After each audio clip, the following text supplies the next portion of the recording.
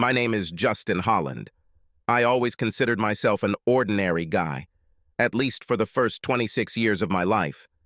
I am 5'11", 180 lobs, brown hair, green eyes, average looks and sexy equipment, and slightly above average muscle tone. Like everyone else, I have some strengths and some weaknesses. Perhaps my two best strengths are that I am significantly smarter than average and much nicer than average. I've always had a lot of friends because I treat everyone with respect and don't talk bad about other people either, to their face or behind their back. I'm kind and helpful to others 99.9% of the time. I rarely lose my temper, and when I do, it's only when I'm severely provoked. Two weaknesses that I have always known about are my lack of self-confidence and my condition. If I really lose my temper, I fly into a rage. Luckily, losing my temper has only happened 3 times in my life. Once I ended up in the hospital, and the other 2 times other people ended up in the hospital. I had another major weakness that I didn't know about until my wife, Ginger Holland, played the rating game. Ginger is also mostly average. Although for me, and I think for most guys, although I don't ask them, she is significantly prettier and sexier than average. Like me, she is usually pleasant to everyone, although not to the same extent as I am.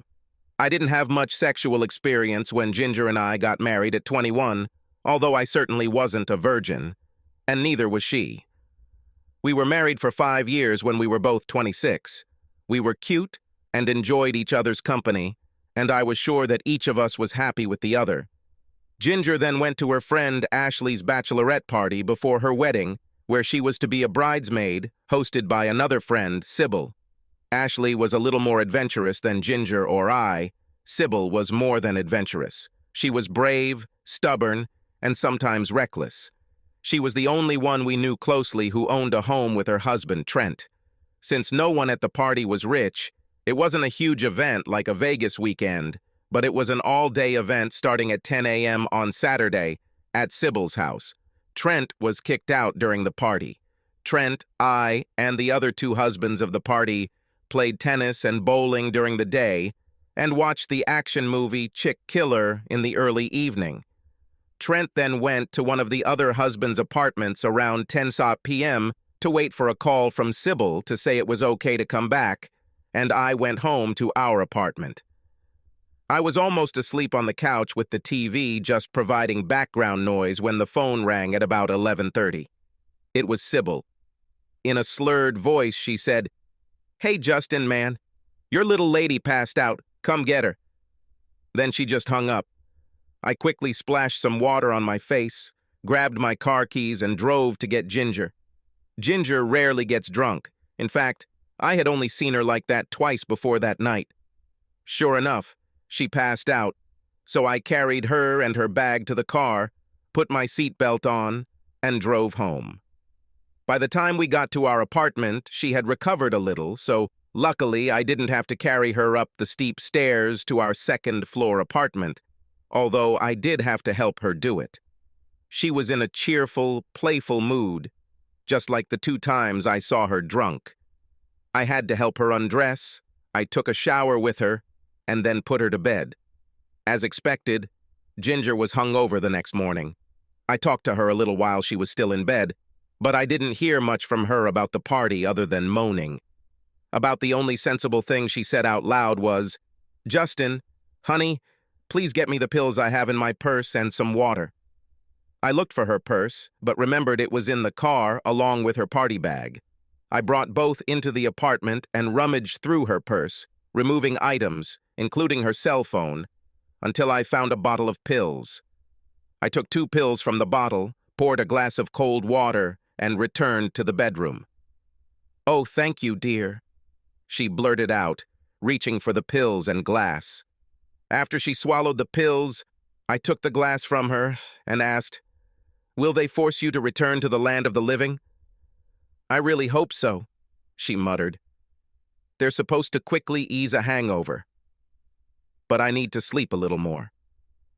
"Is there anything else I can help with?" I asked. "Oh, could you be nice and gently pat my head for a while I fall asleep?" she asked, reaching out to me and stroking my cheek. "Your desire is my law," I grinned. I gently stroked her head for about 10 minutes until she fell asleep. Then I got up and went to the kitchen. While I was reading the morning paper at the kitchen table, Ginger's cell phone rang. The sounds her phone made were different from mine, so I didn't know if it was a text message or a phone call. I took her cell phone, and when I did, I must have accidentally turned on the screen because a message came from Sybil. Although Sybil used strange text jargon and abbreviations, I was quite sure that the text said, "Important. Don't forget your game sheet is in your bag." I hung up and continued reading the newspaper. Then I began to wonder why Sybil felt compelled to send this message. My curiosity got the better of me, so I picked up the bag and looked through its contents. There were the usual things I would expect to see when going to a bachelorette party. And underneath, folded in half, were 2 sheets of paper with typed and handwritten text on both sides of each sheet. I felt like I was invading Ginger's privacy by reading them, but I thought, what harm can it do? If I had not read these papers, I might have remained ignorant, stupid, and happy. The first side of the first sheet was titled Rating Game. All the papers seemed to have questions and a few statements printed on them, with Ginger's distinctive handwriting underneath each question. Next to almost all the answers were what looked like grades in someone else's handwriting, and several letter grades, ACA, B+, at the top of the first page. Ginger's name was not on it, but there was no doubt that she had filled it out. Despite my concerns about violating Ginger's privacy, my curiosity was at its peak, and I couldn't suppress it. A large number of the first questions I read were about characteristics and happiness with me. Now my curiosity was off the charts. I read with a smile on my face for most questions, such as, is he affectionate? Does he always remember important dates? What are his best character traits? Do you love him as much as when you got married? Her response to this was more, and so on. And Ginger's responses.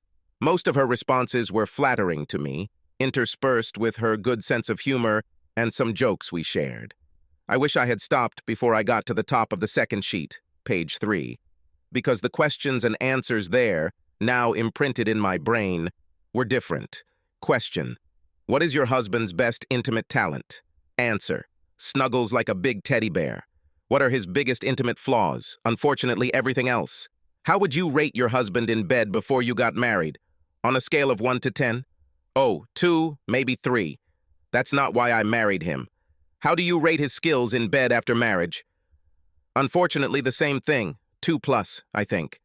What has been your best sexual experience since you got married? One night stand during a business trip to Chicago. I've never been to Chicago. What happened next still remains a blur to me. I think I collapsed in a chair, shed a few tears, and then went outside. I'm not entirely sure of this sequence, but I remember almost falling down the stairs and bruising my knee on the railing when I tripped. I also think that after wandering the streets on foot for several hours, at least I was smart enough not to drive because I would have gotten into an accident. My mind was in turmoil. Until I read the questions and answers at the top of page 3 of the rating game, I thought that I had sexually satisfied Ginger and that we were sexually compatible and definitely exclusive. Not having an overabundance of self-confidence to begin with, my self-image quickly evaporated. In fact, it was in a terrible state. I finally reached my apartment around 4 p.m. I didn't know what I would say to Ginger. I didn't know what to do. I felt more lost than I ever had in my life. When I entered the apartment, Ginger was in the kitchen. Sybil was with her. I saw Ginger crying, and they both had scared faces. "Oh, honey, where have you been? I was so worried," Ginger cried, running up to me and hugging me around the neck. I didn't have any reaction at all. I looked like a statue, my arms at my sides, a constant blank expression on my face. I noticed that there was no sign of the rating game on the kitchen table. I guess I'll go," Sybil muttered, and then flew out with a look of relief on her face. Ginger finally pulled away from me with tears in her eyes. Essentially, I was still in a trance. I remember wondering if she would bring up the subject of the 800-pound gorilla in the room, or let me. "What would you like me to cook for dinner?" Ginger asked, trying to appear cheerful and cheerful. "Anything you want. If we don't have it, I'll go and buy it. With a blank expression still on my face, I muttered, Italian sausage with peppers and onions, and then plopped down in a chair. The fact that I actually answered the question seemed to cheer her up. Oh, great, honey. I'll go get them right now, and I'll also buy 6 cans of your favorite imported beer, she blurted out. She wiped her face, grabbed the car keys, kissed me on the cheek, and ran out the door. I'll be right back, she shouted. I asked for Italian sausage because I knew we didn't have it in our house, and it was a safe choice. As soon as the door closed, I began to pack my things. I made a decision. I just couldn't live a lie. I needed enough clothes to last me a few nights until I could find another place to live. I could sleep on the couch in my office at work once, and then find a place where I could stay for a while. I expected that by the time Ginger returned, I would be gone. She was faster than I thought. When she saw that I was closing one suitcase and the other was already closed and standing near the door, she shouted, "What are you doing, Justin? Why are you packing?" "I think you can understand that," I answered blankly. Her jaw dropped when she heard this, and I guess she felt she had to bring up the 800-pound gorilla. "It was just a stupid game, dear. I was drunk. You saw what a terrible state I was in." "I didn't really mean my answers," she exclaimed. Still emotionless, I looked into her eyes and answered, "Oh, you didn't mean what you said about loving me. You certainly couldn't mean the answers about how I'm 2 out of 10 in bed, and that you had a one-night stand that actually made you happy, because no sane person would lie about such things." "It was just a damn game," she screamed. "I don't give a fuck about any of this. I love you. I want you to be the father of my children." She ranted as I picked up my suitcases and headed for the door. "You can't leave because of some game at the bachelorette party," she howled, grabbing me and literally falling to the floor. Her scream as she lay face down in the doorway caused the other residents on our floor to open their doors and widen their eyes. Having taken 2 steps down the stairs, I turned around and said calmly, "You deserve to have a husband who satisfies you. You don't need me." Out of the corner of my eye, I saw one of our neighbors rush to the lying figure on the threshold of my former apartment, her crying creating background sounds as I mechanically got into the car and drove away.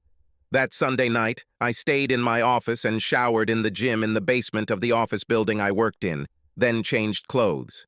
Throughout the day, I sent all incoming phone calls to voicemail. I called a few of my single friends and found one who agreed to let me stay in his spare bedroom until I found another place. Trent, Cybel's husband, visited me that afternoon. "Can we talk in private, Justin?" he asked with a shy expression on his face. "Oh, shit," I said to myself. "Now all the husbands of the women at the bachelorette party know that I am sexually inappropriate. I will have to leave town." Despite the pit in my stomach, I didn't see a way to avoid this, and I thought that maybe by talking to Trent, I could avoid future visits from other people. So I said, "Okay." We walked into my office and Trent closed the door. "Look, Justin, well, I don't really know any details, but Sybil is beside herself because she made the women at the party play some stupid game she made up. She says that all the women were drunk when they played it and that no one knew whose game sheet they were looking at and judging and, well, that everyone was just being stupid. Sybil is devastated that you left Ginger and that you apparently aren't answering your calls. I knew how much it hurt Trent and that he was only there out of love for Sybil, so I didn't say anything or even look him in the eyes." Trent took a deep breath and then continued. "Sybil is at your house right now and says that Ginger is a wreck and couldn't go to work today, so Sybil didn't go to be with her either. Dude, can you get through this? I know whatever Ginger said was just a drink." After gathering all my composure and doing everything possible not to cry, I finally looked at Trent. He shifted in his chair and it seemed as if he would rather be anywhere else on earth. "Sorry, dude," I said quietly. My insides were ripped out. I don't see any way to overcome this. Then I laid my head on the table and, despite my decision not to do so, began to bawl like a baby. I felt Trent touch my head and heard him say, "Sorry, man," and then heard the door to my office open and close. I was on autopilot for the next week. I contacted family law attorney Jessica Stearns. who was recommended by the corporate attorney at the company I worked for. I told her that I wanted to leave as quickly as possible and that I would most likely give in financially. "How does your salary compare to hers?" asked Jessica. "Approximately equal," I answered. "I probably earn a couple thousand more a year, but I'll change jobs as soon as the divorce is final. I need to leave." Jessica looked sympathetic. "There should be no grounds for alimony. How about a consultation? Are you open to that?" "No, I just can't stand it," I muttered in response. "One of the judges, Judge Costner, in family law court almost always gives this order. If we get to him, we may have no choice," she said. "Do the best you can," I replied. I wrote out a check for her fee and shuffled out the door. My single friend talked me into staying with him. He needed a roommate to help with rent, otherwise he might have to move. He had a job where he traveled a lot and was pretty easy to get along with, so I agreed. I had to start answering calls at work because clients didn't like their calls always going to voicemail during normal business hours. Ginger called often, especially after she was served with the divorce papers. It was difficult to talk to her. Usually after a couple of minutes of her crying and apologizing, I would tell her that I was in too much pain and that she would be better off without me, and then I would hang up. Murphy's Law said we would get Judge Costner, and of course, Murphy's Law always prevails. Ginger really wanted him to schedule a consultation, and there was nothing Jessica could do to stop it. My first counseling session was one of the most painful experiences of my life. Ginger went through a whole range of emotions, sometimes asking for forgiveness, crying, screaming, chastising me for failing to be a man, repeating over and over again that she loved me, that if I looked at the whole game sheet, I would see that I was a Category B+ husband. Of course, she destroyed the game sheet the day I saw it, so the consultant couldn't look at it. Ginger also swore that her one-night stand in Chicago was the only time she had sex with another man during our marriage, that she was drunk and felt terrible then too, and that it would never happen again. These comments acted like anesthesia on me. I participated as little as possible in the session. Luckily, I was numb most of the time, because if I wasn't, I probably would have cried. I saw the consultant's sympathetic glances. The counselor ended the session 10 minutes early and asked me to stay and talk to her alone. As soon as Ginger left the room, she got down to business. "Justin, I think you are clinically depressed. I feel like you had no self-confidence before, and this episode just destroyed you. I don't see how marriage counseling will do you any good, but I do want you to see a psychiatrist. Will you report this to the judge?" I asked. "It will be in my report to him. Here is a list of psychiatrists I recommend," she continued, opening her desk drawer, pulling out a printed sheet and handing it to me. "Please go to someone. You need help. You can't go through this alone." The following week, Judge Costner revoked the counseling order, despite Ginger's protests. However, he told her that she should see the counselor again, alone. I'm sure she did, because a week later she stopped resisting the divorce. Obviously, I didn't attend Ashley's wedding, and I think Ginger declined to be a bridesmaid. Ginger couldn't believe that I didn't want anything from our apartment or our savings other than a few items of clothing and sports equipment. She offered photos, souvenirs, all sorts of things, and even money from our checking account or some bonds we owned together. But either Jessica or I politely declined everything. I know what really bothered her was that I didn't want any of our wedding albums. Ginger never asked for child support. Before my divorce was final, I quit my job and moved out of town. I got another stressful job that required 80 hours a week but paid very well. Since I had no other life at that point, all I did was work, eat, sleep, and exercise, I made a ton of money over the next 2 years. In those 2 years, I never went on a date, and I never even masturbated. I don't know how long I would have kept this up. But one day on vacation, when work wasn't doing me any good, and I'd already been working out for 3 hours, I decided to clean out my apartment. I dropped the folder, and out came the list of psychiatrists the marriage counselor had given me. I never thought about it. Holding the paper in his hands, he sat down at the kitchen table and began to cry. In a moment of courage, I decided right then and there to do something with my life. The next day, I called Dr. Winston. We arranged a consultation for the next day after that. I took one of the few days off from work in the last 2 years and went to see him. After listening to my story and my post-divorce life, including my complete lack of sex of any kind, he unhesitatingly prescribed a further course of action. "There's no way I can help you, Mr. Holland. You need to see a sex therapist. My strong recommendation is Dr. Susan Jenkins. She's both a psychologist and a licensed sex therapist, and if anyone can help you, she can. I'll call her right now. When can you see her?" asked Dr. Winston. "As soon as she gets the chance, I have the courage to do it, and I don't want to delay and look for a reason to back down," I replied. By Friday of that week, I went to see Susan because Dr. Jenkins insisted that I call her. She was a distinguished woman with deep, piercing blue eyes, light brown hair, a graceful figure, and fashionable clothes. She wore granny glasses, which gave her a stylish rather than aged look. I would estimate her age to be 50. She had a written report from Dr. Winston and began talk therapy immediately. Despite my concerns when I walked in, she put me at ease within the first 10 minutes. She told me that the specifics of my situation were unique, which did not surprise me. Despite the uniqueness of my situation, by the end of my second session, she had a complete plan of action. "I know this will work, Justin," she said with a big smile. She got up from the chair, walked over to the sofa where I was sitting, grabbed my hands, pulled me towards her, and hugged me.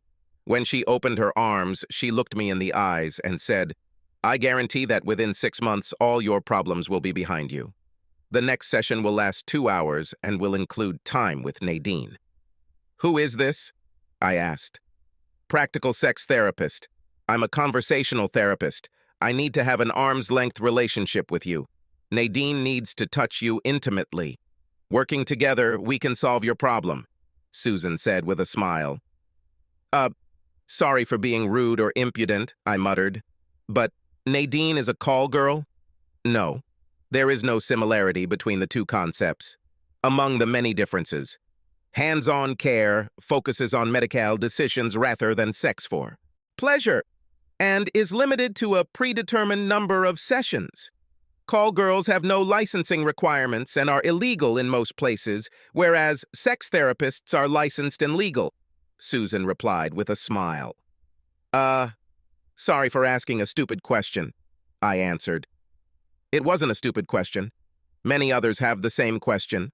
I'm glad you asked this question.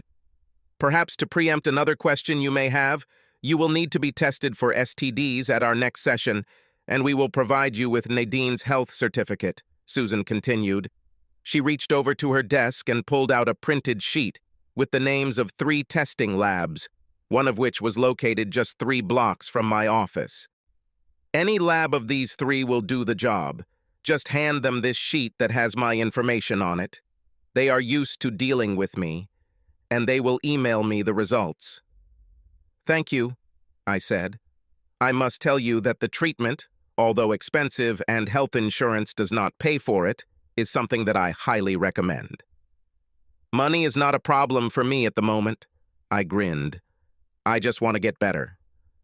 Susan hugged me again and whispered, "You will succeed, Justin. I assure you." The next day, I took tests. I tried to put my next session out of my mind, but whenever I wasn't working, I thought about it. I tried to calm down as much as I could when I showed up at Susan's office a week after the tests. "I'm so glad to see you, Justin," Susan greeted me. "There's no problem with your STD test results, so let me introduce you to Nadine, and then we'll discuss procedures." I remained standing as Susan pressed a button on her desk, and a pleasant-looking but not very beautiful woman, probably in her early 30s, came in from the next room. She seemed to be wearing only a robe and slippers. "Justin, this is Nadine." "Nadine?"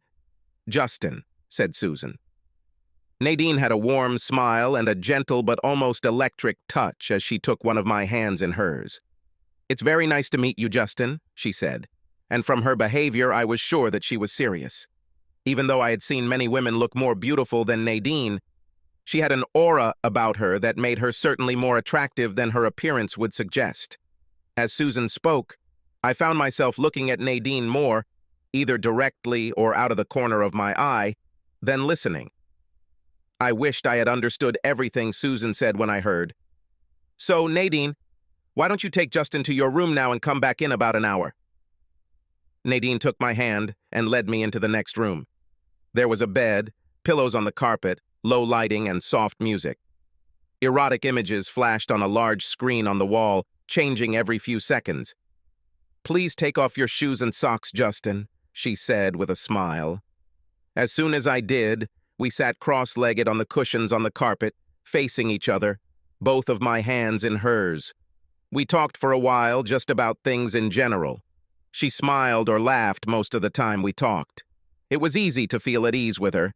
She moved so smoothly into starting therapy that I wasn't nervous. That is, until I noticed she was completely naked. "Justin, the first thing we're going to do is look at my sensitive sexual components. In fact, it's just a biology lesson, only with a living subject. Let's both stand up and I'll guide your hands."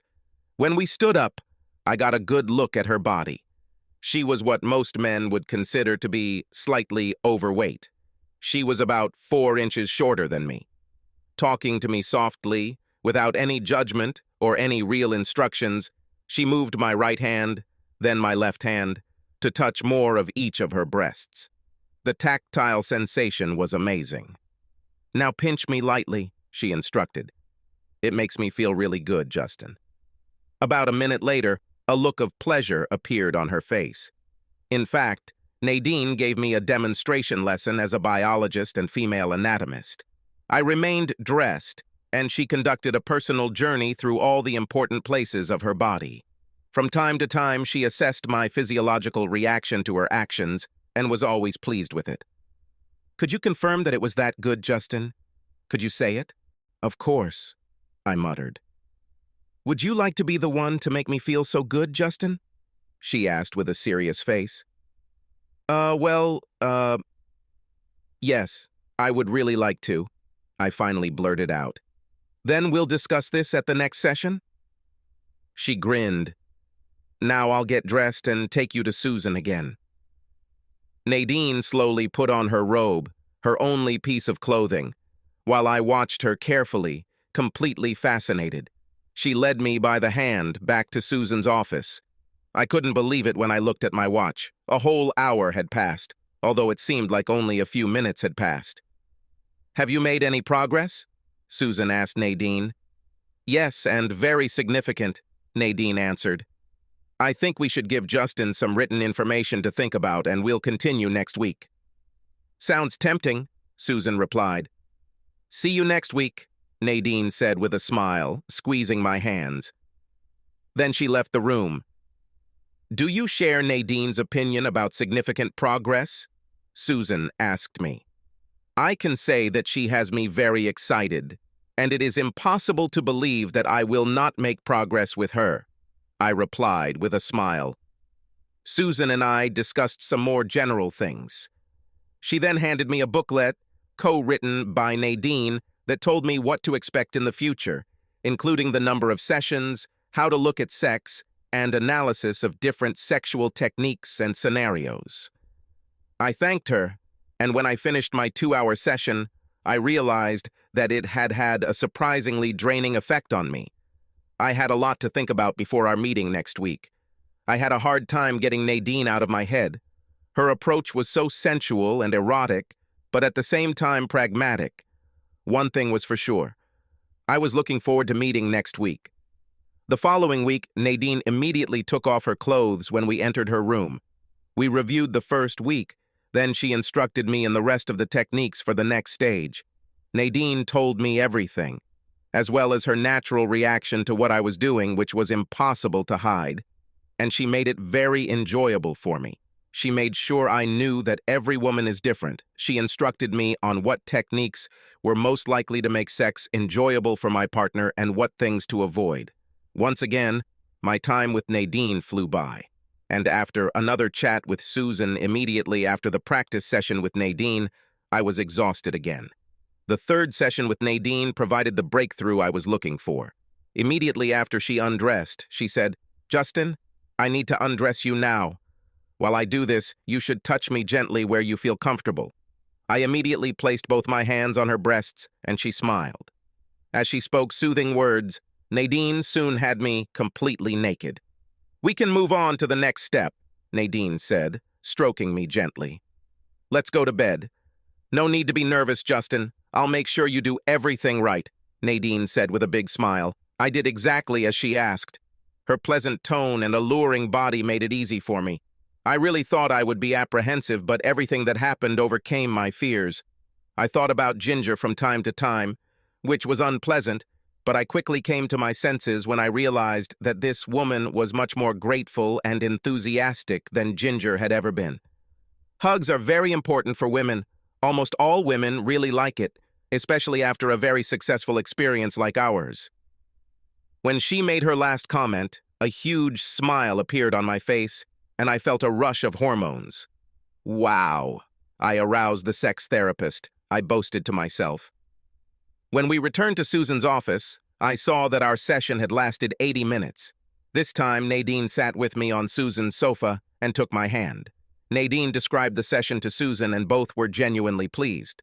Susan asked both of us a lot of questions and then suggested 2 more sessions between Nadine and I instead of the 3 that had been previously planned.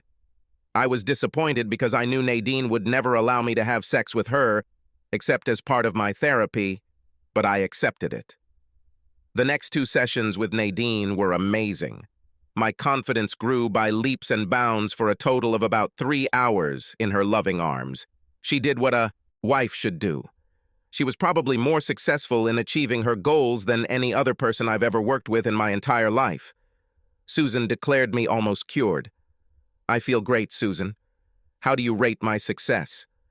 "You're euphoric right now, but in the next few weeks you will miss Nadine and doubt your confidence in relationships with other women. You need to establish a relationship as soon as possible, with an experienced partner who will do his best to satisfy you and teach you other things, and things that Nadine could not teach you for ethical reasons. Then you will have your last obstacle," said Susan stoically. "The last obstacle?" I asked. "We'll make an appointment in 4 months, and then I'll talk to you about it. At the same time, do you have any prospects for the type of partner I'm talking about?" she asked. "I really do not know. There are a few women at work and at the health club who have shown interest in me at one time or another, but they are younger, and I haven't responded to them at all before, so they've probably written me off as gay. I haven't had any meaningful social life in the last 2 years. I may not be able to do what you say," I replied despondently. Susan thought for a moment. "Justin, I might get in trouble if this gets out and people misinterpret what I'm doing, but I have an offer for you. However, this will require some outlay of money on your part. Do you want to hear this, or are you not interested?" I thought for a second. Susan has been a consummate professional so far and has done a fantastic job for me. I wouldn't discount it. "Is she a call girl?" "No, my friend is in a bad situation." "I'm paying attention," I said. "Her name is Brittany. She is 48 years old. She just came out of bankruptcy and divorcee. I'm not at liberty to go into all the details, but she needs somewhere to live. She will have to leave the city to live with her elderly parents if she doesn't find a good job soon. The only job she can get is as a servant due to her ex-husband and ex-boss ruining her reputation. Isn't she too old for me?" "I don't turn 29 until next week," I asked, somewhat confused. "I'll tell you what," said Susan. "Here's her number. I'll call it right now while you're here to make sure her service isn't cut off. Can you meet her for dinner tomorrow? If you don't become interested after meeting her, then just leave. I won't be offended. If you like her, be open about what kind of deal you have in mind. Required instruction with accommodation, meals, and entertainment." I asked myself, what do I have to lose? And came to the conclusion that I had nothing, so I said, "Okay." The next evening, I met Brittany for dinner at a restaurant. She was easy to spot. She had fiery red hair, big breasts, a big ass, and a thin waist. Her face was not classically beautiful, but it was very pleasant, open and friendly. I couldn't believe how quickly we hit it off. I immediately felt a connection. After dinner, we walked around the park and sat on a bench to talk. "I don't know how much Susan told you about why I wanted to meet you," I said. Nothing much except that you were her patient and that we could help each other, although I'm not sure what she meant by that, Brittany replied. I'm not going to work as a call girl, no matter how desperate my situation is. I have a proposal for you, I answered, trying to sound as professional as possible. Why don't you come live in my apartment? I have a 2-bedroom apartment in a good part of the city. If you cook and wash for me, I will support you. If we develop a close relationship and I can benefit from your experience, then I will support you in learning the job or whatever you want to do. I will sign a contract with you that states that, in exchange for cooking for me, I cannot evict you without 6 weeks' notice. Brittany sat there without saying anything for a good 2 minutes. When she finally spoke, she simply said, "Okay," with a big smile on her face. We shook hands. I helped her move what little she had into my apartment that Saturday after we signed a simple agreement, and we were both smiling. The platonic relationship lasted only 2 days. I really enjoyed her company on Saturday and Sunday, and it was clear that she enjoyed mine too. On Monday, when I came home from work, she was just getting out of the shower, apparently after her daily workout, which explained her toned thighs, a feature that was impossible to miss. She was wearing only a towel. I didn't know you'd be home so early, she said, eyes wide. I left early to see if I could buy you dinner, but, I said, staring at her as the towel barely covered her crotch. But what? She asked with a grin. I became more courageous than I had ever been in my life. I would love to eat here with you, I said, licking my lips. Brittany dropped her towel. Thus began the most sexually intense time of my life. She taught me everything about what a woman wants and how a woman should work to please me. I cut back on my work hours significantly because I really wanted to spend time with Brittany. My job was such that I wasn't hurting anyone by working less. I was just making a little less money. But I had plenty of it after 2 years of just working. Over the next 4 months, I honestly don't think a day went by without Brittany and I having sex at least once. I paid for her professional training, gave her money and fashionable clothes, and she cooked when we weren't going out and kept the apartment immaculate. When I had my next meeting with Susan, she asked me with a sly grin, "So, how are things going with Brittany?" "Very, very, very fantastic," I replied with a wide grin. "We're not in love with each other, but we definitely have mutually satisfying sex." Susan smiled. "Yesterday I talked to Brittany on the phone. I asked her to honestly rate you as a sexual partner on a scale of 1 to 10. Do you want to hear her answer?" I wasn't sure, but it was the moment of truth. "Yes, I want to," I finally answered. 9 most of the time, sometimes 10, and never less than 8. It seems that if 2+ was ever true, and I'm not sure it was, those days are long gone, said Susan, beaming. I felt so good that I didn't know whether to laugh or cry. In the end, I decided to do neither and ask a few questions. "So, where should I go now?" "What are your plans with Brittany?" asked Susan. "She finishes her vocational training in a month and hopes to have her own place and job within a month or so after that. While we both really enjoy the sex, I would rate her a 10 without hesitation. And each other's company, we both understand that our relationship is not long-term." I meant, do I need any more sessions? "No, but there is one last thing if you want to achieve complete, unconditional success," Susan replied. Then she stared into space for a few seconds, rocked back and forth in her chair a couple of times, sighed, and looked me straight in the eyes. "For the last part of your therapy, to make sure you are completely healed, you must have sex with Ginger again. Can you handle this?" asked Susan. That was the last thing I expected to hear from her. "For what?" I whined as soon as I regained my composure. "To exorcise your last demons. I'm not suggesting that you marry her again or have a long-term relationship with her. All I'm suggesting, roughly speaking, is to prove to her what you are capable of and see for yourself how her reaction has changed. You have to see it for yourself, otherwise there will always be doubts in your mind." Was the only answer I could come up with. "Think about it. However, we are done with you, and it was a pleasure to have you as a patient. I can say that I am delighted with the results and wish you all the best for the future," Susan said with a big smile as she stood up. "Thank you, Susan. You were great. You and Nadine couldn't have been better." I replied, holding out my hand to shake. To hell with handshakes, she laughed, walking up to me and hugging me tightly. I hugged her back. I had a lot to think about. Since I respected Brittany as a woman with experience, and it was something I certainly couldn't ask my mother about, I asked her opinion about Susan's latest assignment. Susan's previous assignment brought me together with you, which probably couldn't have worked out better, I said.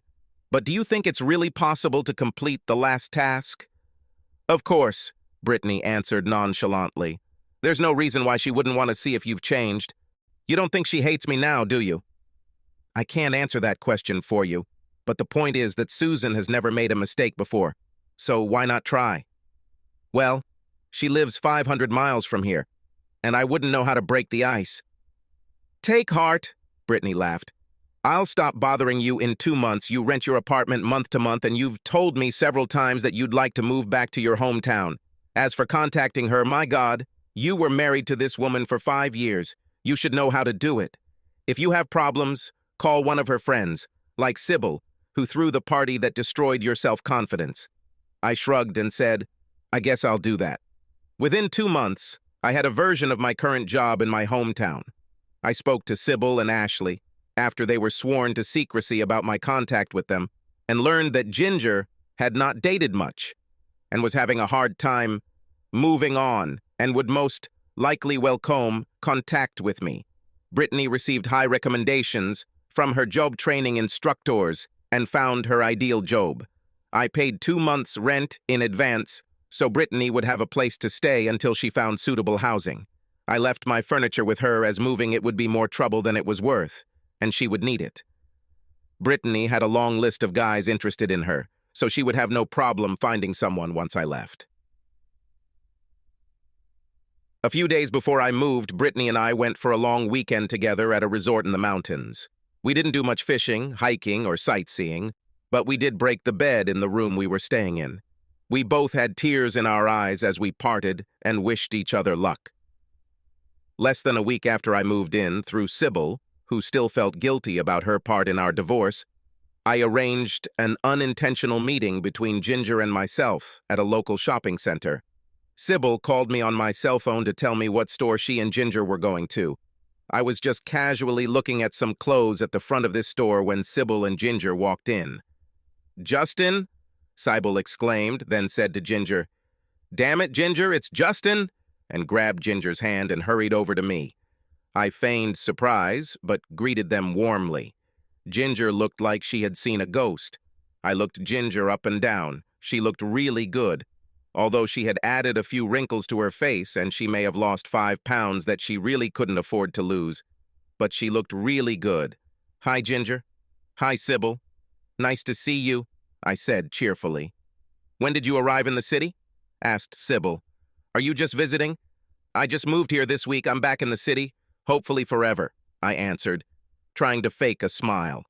So why didn't you call us? Asked Sybil, a little irritated. I was working up the courage to do it. I especially wanted to call you, Ginger, but I was afraid of what your reaction might be. Well, I didn't know if you'd ever want to see me again, I said shyly. Well, of course she wants to, right, Ginger? Sybil said with a wide grin. Ginger just stood there, looking like she wanted to say something, but the words just wouldn't come out of her mouth. There were tears in her eyes as she muttered, Sybil put her out of her misery. Justin, why don't you take Ginger to one of the restaurants in the mall? We were both going to eat soon anyway. Call me whenever you want me to pick up Ginger later. I'll take her home myself, I said quickly. That is if you let me take you to lunch, Ginger. Okay, she answered weakly and stopped the tears that had already begun to come. Let's talk about inconvenience. The first 50 minutes that Ginger and I spent together in the restaurant were the most awkward of my life. Neither of us wanted to talk about the 800-pound gorilla in the room, so we just asked general questions about how we were, what we were doing now, and the like, along with a series of painful pauses. Just as I was about to ask for the check, Ginger blurted out, I missed you, Justin. I hope we can be friends. I'm not interested in being friends with you, Ginger, I said flatly. Her face fell before I continued. However, I am interested in dating you. A slight smile appeared on Ginger's lips, and she said, I don't know. You hurt me a lot by divorcing me. I know I turned red with anger. Damn. I thought you were the one who cheated on me and insulted me in front of your friends. I guess I remembered that wrong, right? With that, I stood up, threw 2 20s on the table and walked away, angry at myself for ruining everything, but even more angry at Ginger for making such an idiotic comment. By the time I left the restaurant, she caught up with me. She pushed me against the wall, and before I could stop her, she put her arms around my neck and started kissing me. In between kisses, she moaned, I'm sorry I drove you away. I have to admit that the kisses were nice. Ginger was always a fantastic kisser. Finally, she let me get some air and said, Yes, I would like to go on a date with you. When? I wanted so badly to say, Fuck you, bitch. But that wouldn't help me. So I replied, How about Saturday night? I'll pick you up at 7 Nos Stiors for dinner and dancing. Wonderful, she smiled. I can show you where I live when you take me home. She squeezed my hand as I drove to her apartment building, a different one from the one we lived in together. She invited me in to show me her apartment, but I refused. When I picked up Ginger on Saturday, it was obvious that she was trying her best to look killer. She was puzzled when I didn't go into her apartment and just waited outside while she put the finishing touches on it, but she didn't say anything about it. When she did appear, I didn't recognize anything about the clothes she was wearing, but they perfectly emphasized her exquisite body. She wore just the right amount of makeup, including eyeshadow that brought out her captivating blue eyes. It was almost like a first date for both of us, but with someone we had known for a long time. We had a great time over dinner and dancing, including a few slow dances. When I brought her home, she invited me in. Here's my chance to prove, and then leave her. I still don't know exactly why I didn't do it, but I refused to go into her apartment. There was a look of real disappointment on her face, but she instantly brightened up when I asked her to come with me to the play on Tuesday night. She quickly agreed. We met 3 or 4 nights a week for the next 3 weeks. While we were kissing, I never went further with her than rubbing her tits through her clothes, and knew how to deftly move her hand away from my zipper on each of the many occasions she tried to seduce me. I also never entered her apartment. Sure, I was playing mind games with Ginger, but even though I was having sex with 2 other women in the neighborhood during that time, I was really starting to torture myself as much as Ginger. During this time, we never discussed the circumstances of our divorce. Things came to a head when we were returning from a baseball game one Sunday afternoon. Ginger asked if we could go to the park, where she and I often went when we were married. As we sat on our favorite bench, isolated from most of the activities in the park, Ginger laid it all out. Why don't you want to come to my apartment, Justin? Because, Ginger, there may be things in there that remind me of our marriage, things that I want to forget.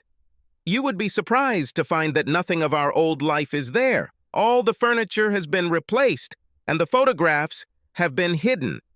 Oh, I replied, genuinely surprised. Why didn't you invite me to your house, Justin? Because it would definitely lead to sex, and I don't want to disappoint you, I replied casually. An expression of despair and pain appeared on Ginger's face, and tears welled up in her eyes.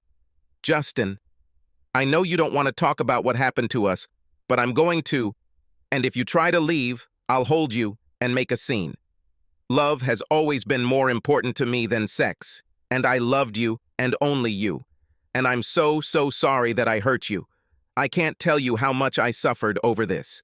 I want you to give me another chance, and I think you are ready to do so since you have met me more than a dozen times since your return. Maybe I've changed so much that you don't want me. Maybe now I'm more interested in sex than love, I replied in a harsh tone. I want to find out, she exclaimed. Then let's go to your apartment, I said, causing Ginger to smile broadly. I replayed this scenario in my mind many times. I visualized it in the same way that a navigator visualizes key routes, or a forward visualizes how he will hit the opponent's goal.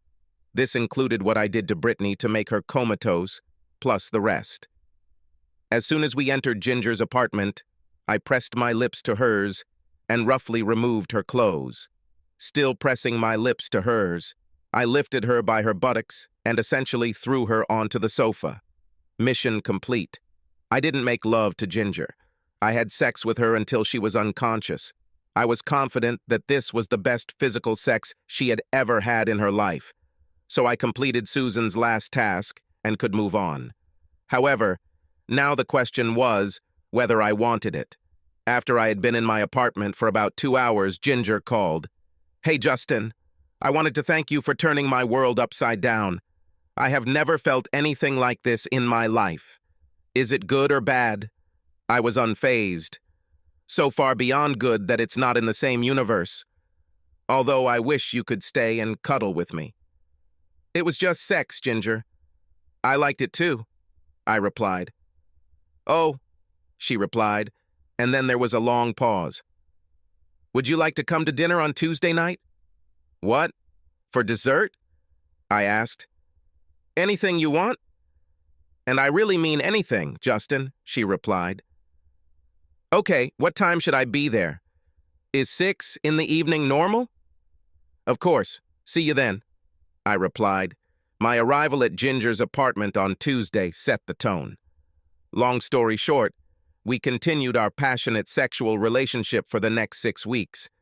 Ginger never made any overt comparisons between our sex life when we were married and now, probably because she didn't want to reopen old wounds, but she told me repeatedly how happy and fulfilled she was. A strange thing happened while I was having fun with Ginger. I fell in love with her again.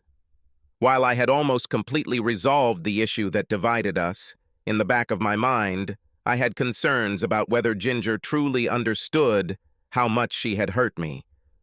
My reaction to this worry probably wasn't very mature, but I felt like I had to make sure she felt my pain before we could move forward. My opportunity to see that she felt the same as I did came on Sunday morning. I was about to head back to my apartment after breakfast when she said she needed to talk to me about something. "Justin, the last thing I want to do is put pressure on you, especially since the last 2 months I've been the happiest I've ever been. But I was offered a promotion in another city. I need to know if we have a future together, because if we do, I will categorically refuse. But if we don't have a future, I owe it to myself to leave." She was clearly nervous and biting her lip. "So, okay, what can you tell me?" Without hesitation, I answered, "Well, Ginger, part of me still loves you. However, sex is very important to me, and you are simply not good enough in bed for us to have a future together. When I compare you to the women I've been with since we got divorced, you just don't measure up. Sorry. So maybe you should take this promotion." She was beside herself with shock. Her eyes were wide open and tears were flowing from them.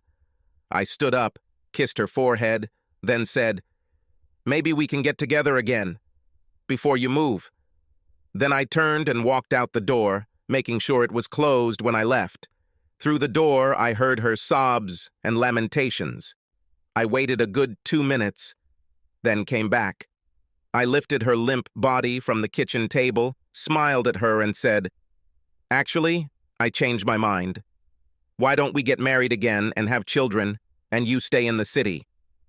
Her expression changed from sadness to joy, and then to anger as I looked into her eyes.